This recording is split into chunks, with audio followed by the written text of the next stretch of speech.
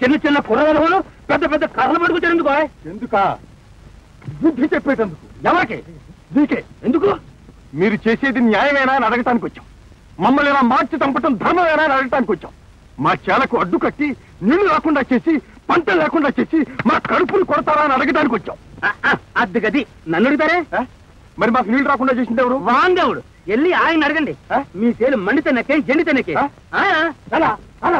చిన్నపిల్లనా మొహం చాటేస్తాడు వీడి సంగతి తెలుతో పదండి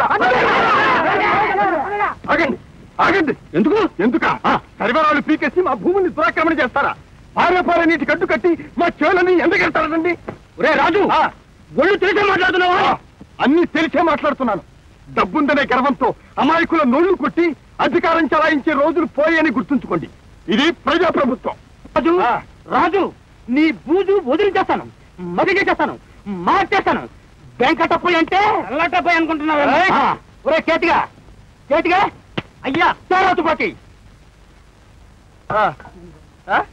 కలుస్తావా కలుస్తావా తుపాకులు చూపించి బెదరించి దోచుకునే పాత యుగం పోయింది 1000 పరంగులు బారు చేసినా సరే వ్యక్తి గౌరవం కోసం మా హక్కుల కోసం ముందడిగే కాని వెనుకంద వేయని కొత్త యుగం వచ్చింది పాతకాల పెద్ద మనిషి ఇవాళ కట్ట తెగాలి నేను పారాలి మేం వెళ్ళాలి అంతే చిన్నప్పని ఏదో పారా తమ్ముడు తమ్ముడు పెంచుకుంటా కాల్చనే నా ఒక్కడి ప్రాణం బలైనా సరే మన రైతు లోకానికి అంతా విముక్తి కలగాలి రైతు రాజ్యానికి రైతు రాజ్యానికి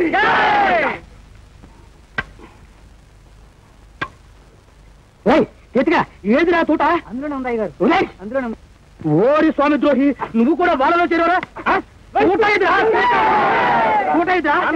ఇదిగో నేను తీశాను అది గది పితృద్రోహి ఎందుకు తీసావురా ఎందుక మా నాన్న హంత కూడా బోనెక్కి అప్రదిష్ట పాలు కావడం ఇష్టం లేక తీశాను నాన్న రేయ్ నీది కాదురా తప్పు నిన్ను కన్నారే నిన్ను కన్నారు వాళ్ళదిరా తప్పు ఒరే కేటిగా ఎందుకు ఈ పాలను కొట్ట నాకు తీసుకో పదా పదా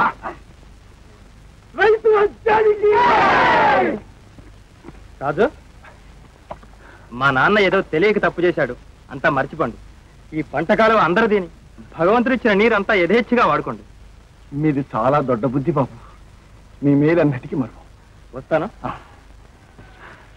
రైతు రాజ్యానికి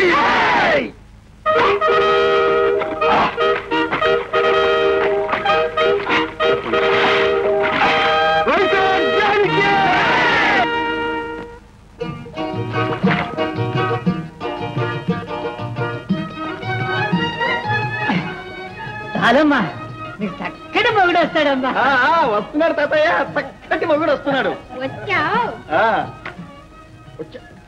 ఇక గొడవ మొదలే గొడవగా చెల్లెమ్మా నీకే వస్తాడులే ఏమిటి అల్లరి అల్లరిగా చెల్లెమ్మా నీకు మంచి పెళ్లి కొడుకును చూచి సంబంధం నిశ్చయం చేసుకుని ఇప్పుడే వస్తున్నా పోనీ పనిలో పని నీకు కూడా మంచి పెళ్లి కూతురు చూసురాలేపోయావు చూసుకున్నాగా ఎక్కడన్నయ్యా ఎక్కడ మీ అత్తగారిల్లే మా అత్తగారిల్లు అలాగా సంగతి నాకు పెళ్లి కొడుకుని చూస్తానని వంక పెట్టి ఊళ్ళో ఉన్న ఆడపిల్లలందరినీ చూసేస్తున్నావు అనమాట అవునవును సరేగాని పిల్ల నలుపా తెలుపా పిల్లని ఇంకా చూడలేదు గాని పిల్ల తల్లి మాత్రం పచ్చగా దబ్బ పండులా ఉంటుంది బంగారపు బొమ్మేననుకో మనస్సు చాలా మెత్తన చెయ్యి మాత్రం కొంచెం దుడుకు పలుకు మాత్రం కొంచెం దురుసు అంతే ఓహో ఇంకా పెళ్లి లేదు పిల్ల లేదు అప్పుడే అత్తగారిని వర్ణించేస్తున్నావే ఇదిగో చలమా మా అత్తమ్మని ఏమన్నా ఉంటే మా చెడ్డ కోపం వస్తుంది సుమా మా అత్తమ్మ ఎవరో చెప్పుకో ఎవరు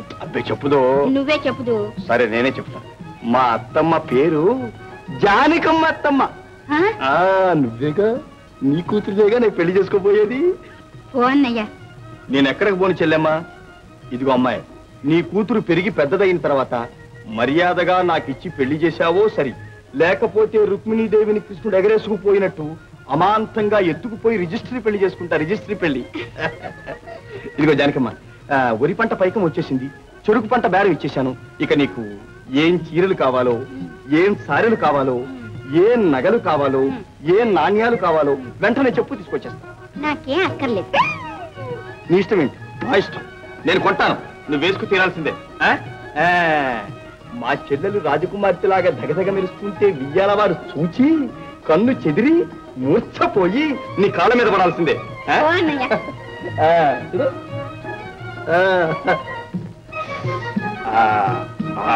అది ఏది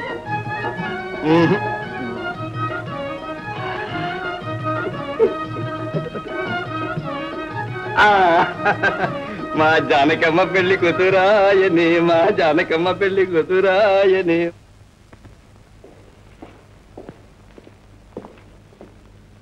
ఏం రాని ఇక్కడ కూలబడ్డా? క్లబ్ నుంచి వచ్చాను, ఇంటికి వెళ్ళాలి బావా. నీ కారు ఏమైంది? నీ కారు ఉంది కదా, నా కారు పంపించేశాను. ఓహో, అయితే నాకు టాక్సీ డ్రైవర్ ఉద్యోగం అనమాట. జరుగు జరుగు.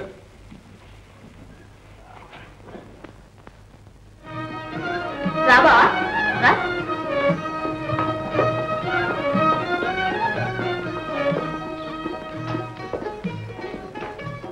అరే అలా భయపడుతున్నావే?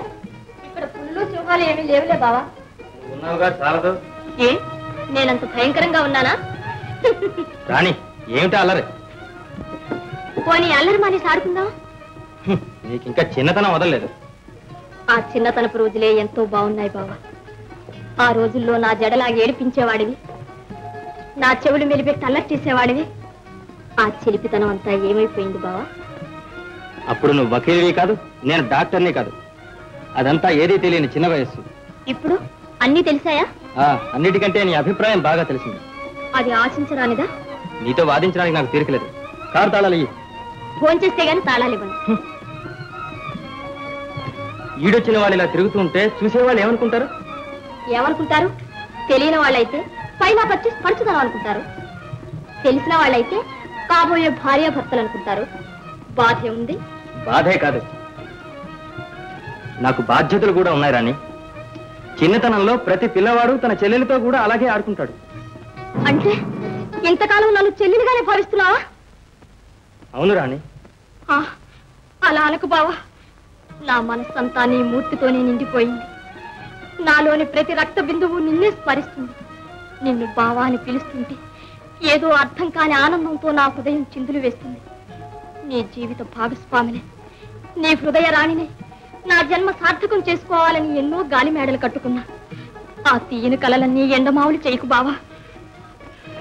అందరాని ఆనందం కోసం అర్రులు చాచడం అవివేకం రాణి. ఆహార విహారాల్లో, అంద చందాల్లో ప్రతి జీవికి వ్యక్తిగతమైన అభిరుచులుంటాయి. అది అర్థం చేసుకోకుండా ఆరాటపడితే ఆఖరికి విచారపడాల్సి వస్తుంది. రాణి నన్ను క్షమించు, నా హృదయంలో నీకు స్థానం లేదు. అంతేనా? నేనెంత ప్రాధాయపడ్డా నీ మనసు మారదా? మారదు, మారలేదు రాణి. ఈ ప్రేమ లేని పెళ్లి మన ఉభయులకు హాని. మరోసారి బాగా ఆలోచించి చెప్పు బావా. అనవసరం, ఇప్పుడే చెప్తున్నా. నన్ను మర్చిపో. డాక్టర్, స్త్రీ హృదయం పరాభవాన్ని సహించలేదు, సహించి జీవించలేదు. నా ప్రేమను తృణీకరించి నా నిండు జీవితాన్ని నాశనం చేసి నువ్వెలా కాపురం చేస్తావో నేను చూస్తాను.